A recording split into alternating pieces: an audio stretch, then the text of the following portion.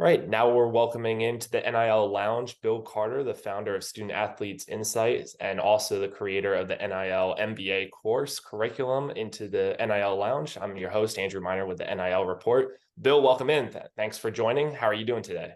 Great, Andrew. Thanks very much for having me. It's good to see you. Absolutely. Lots of crazy storylines in NIL over the course of the 3 years, and it's happening daily. There's daily change, as I like to say. But your articles are so good, and we'll dive into a lot of things, but your articles are so good. One of the ones that strikes me is you defining NIL. First of all, what's your definition of NIL, and why is that so important to you?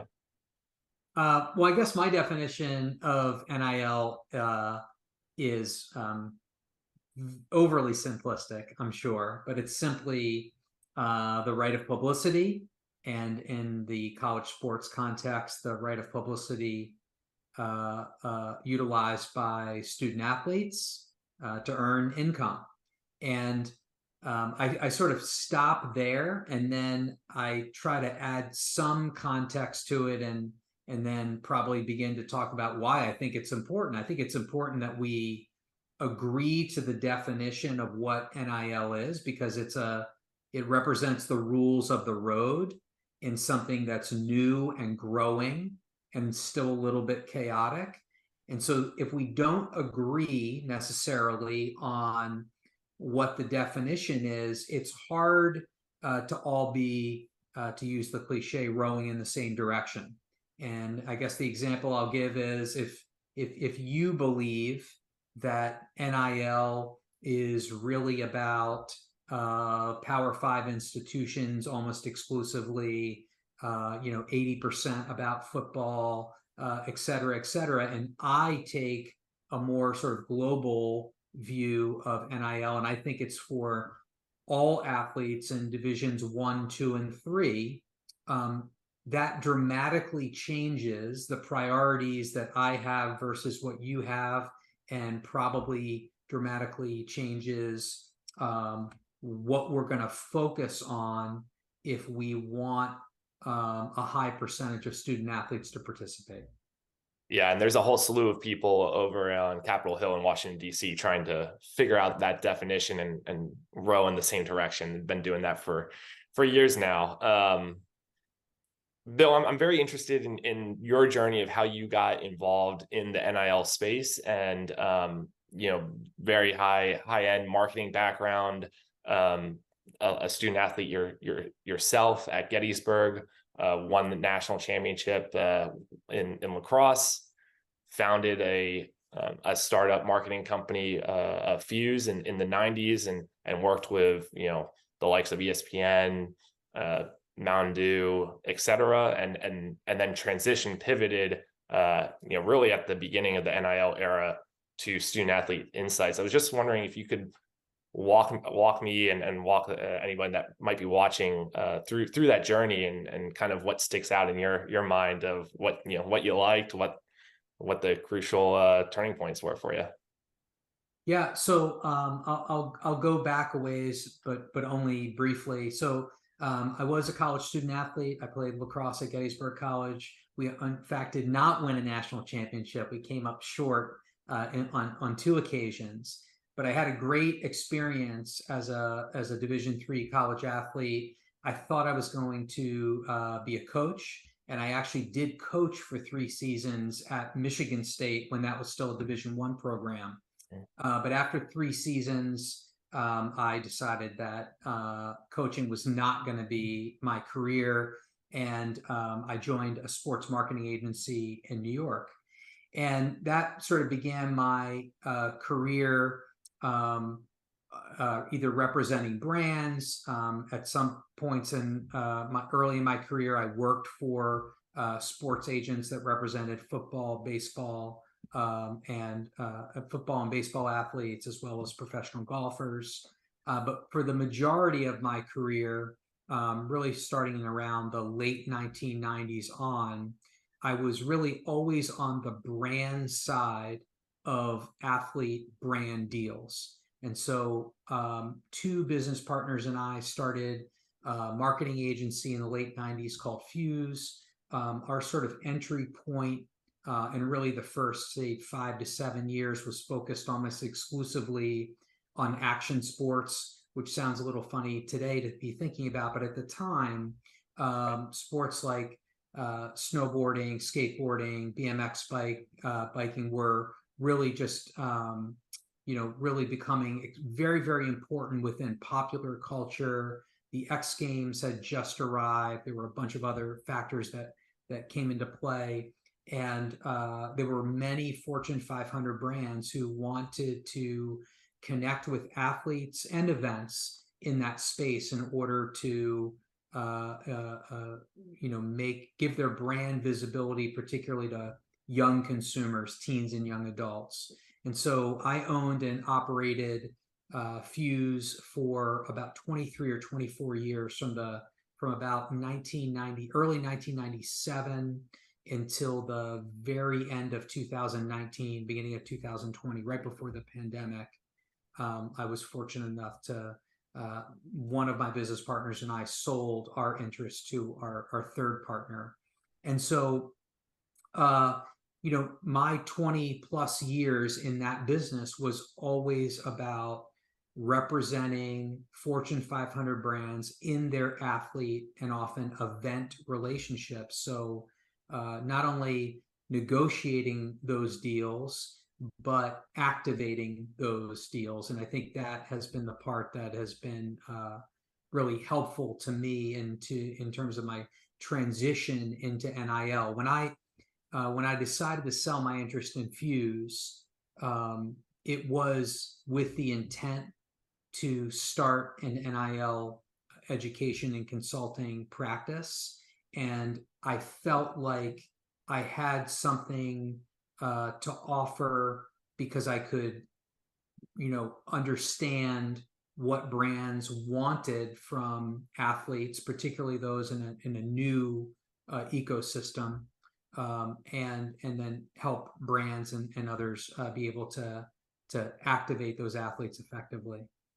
Yeah, and understanding what brands want, I think, is critical for a lot, this new generation of student athletes, to have that knowledge conveyed to them. You survey, thousands of student athletes, have been doing that for a while now. What do you convey to them? What do you see first on the surveys back to you that they're trying, the gaps that they're trying to fill, the knowledge gaps that they're trying to fill, as well as the advice that you would impart to them of, hey, what are brands looking for? They're not just looking to, give money for the fun of it. Like, what are they, looking for from an athlete to try to, make the connection work? Well, it's interesting. I think that for better or for worse, and I guess it's probably for better, most student athletes at this point have a decent understanding of NIL and the NIL landscape. One that, for one reason, they may be lucky enough to be on a campus that has supported their NIL efforts. So they've been educated, they've been supported with, marketplaces and digital platforms and other other assets that have been brought to them to help make their NIL journey possible. So I think, Andrew, where we are today is that student athletes are needing one layer or two up of sophistication in terms of what they need. And so this is sort of a roundabout way to get back to something you said, which is, around brand expectations. So a couple of weeks ago, I was at the University of Oklahoma talking about this exact thing with student athletes, which is the title of the presentation was actually partner expectations. So again, it's not enough just if you're a student athlete to just know what NIL is and know that brands may be interested and maybe be able to rattle off the kinds of activities that a lot of student athletes are engaged in. But if you're going to be an athlete who takes sponsorship money from a brand, there's a certain level of expectation that brand has of you to be their representative. And part of it is very specific to athlete marketing, but I also think a lot of it has very little to do with athlete marketing, but represents a student athlete's first experience in a professional environment, right? So, some of the things that we talk about in those presentations are, surely we talk a lot about the elements of athlete marketing that we want them to understand, but we also talk about things like being responsive, things that you and I now take for granted, right? But like, Right. in a work environment where if you text me or I text you, our expectation is we're going to hear back from the other person within 24 hours, right? If you're a college student athlete, that actually may not be what you're thinking about all the time. So whether it's, professional development type discussions or information that's very specific to sports marketing, athlete marketing, and what brands expect, I think that's the next level up that many student athletes, not all, but that many student athletes, really need to begin to think about and learn about. Yeah, that's interesting. It can certainly differentiate yourself if you're, even respond, the smallest things like being responsive, being on time, things of that nature. So that's interesting. Your insight there. You've been to Oklahoma, as you just mentioned. You've worked with other universities and student athletes, big and small. What have you seen in terms of like earning potential for student athletes, whether they're at a Power Five institution playing a major football basketball sport, or if they're at a lesser known institution playing like an Olympic sport? Where do you kind of see student athletes in terms of generating revenue for themselves, the opportunities that they have? Well, I think my experience is pretty similar to, matches, I think, up with some of the data that's publicly available that's, has been published, though not for some time, but that was published, a year or more ago from, Open Doors and Influencer and others. And I think, there's sort of two worlds that are operating side by side. There's a Power Five football world, which sometimes can now include men's and women's basketball, but probably not a lot of other athletes, in which there are collectives involved, and those collectives are going to bring forth deals that are significant in size. Say, I'll say $25,000 and above, and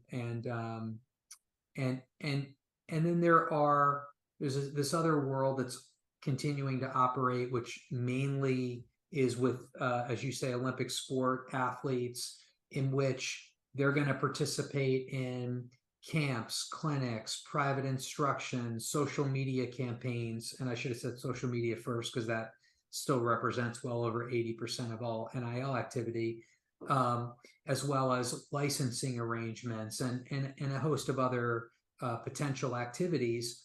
And those are really more in line with the part-time job, the side hustle. You could be doing a social media campaign for a local business in your college town, and you might make, $500 to $1,500, over a period of 4 to 6 weeks. And so that's not nothing. And I think it's absolutely worthwhile for the student athletes that are doing it. I think the money broken down by the hour is certainly a good part-time job.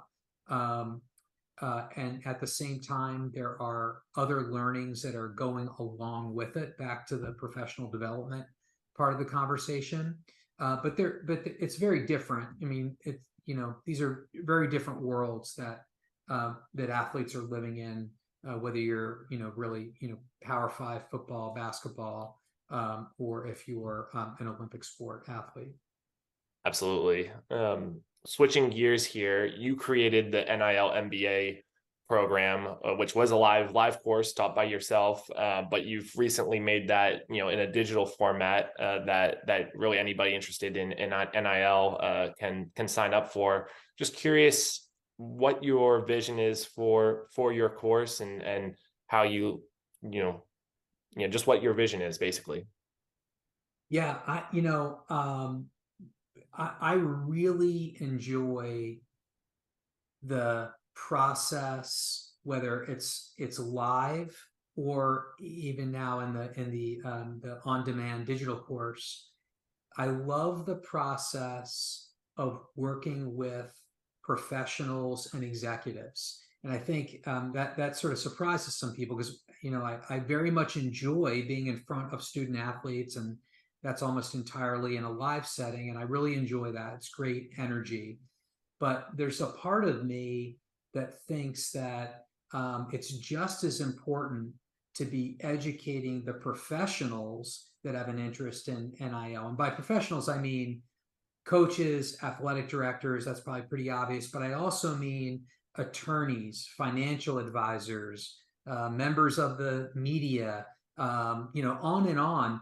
Individuals who are already have created an NIL business of some sort or intend to. I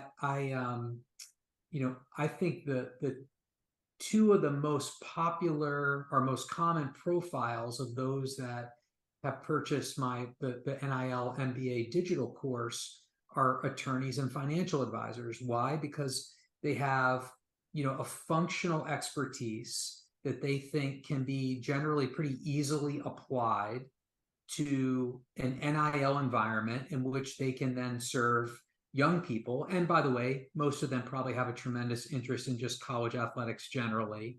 Right. And so I've really enjoyed that.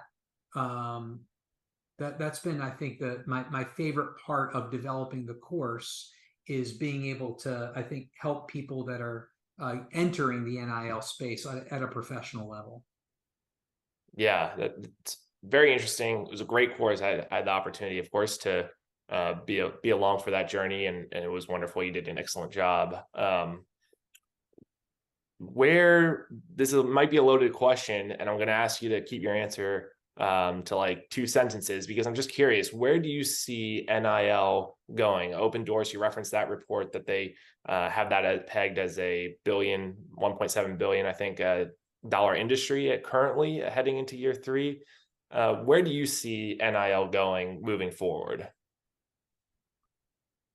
Well, on the positive side, I do agree with Open Doors. I see more brand involvement and a greater percentage of student athletes overall participating in NIL.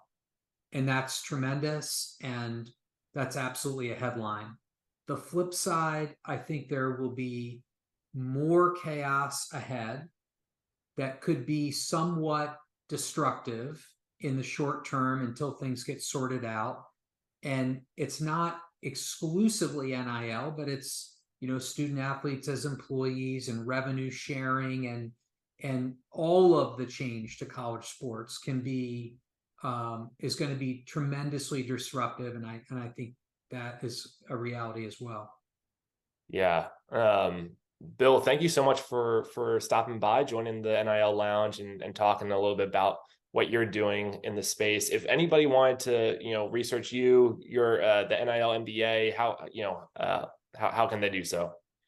I appreciate you asking. They can find all of my free content in the newsletter on the blog at studentathleteinsights.com. And from the homepage, they'll also find information on the NIL MBA digital course. Great. Well, thank you so much, Bill. Really appreciate it. And yeah, we'll see how the NIL space continues to evolve. We'll certainly have to have you back. Thanks very much for having me.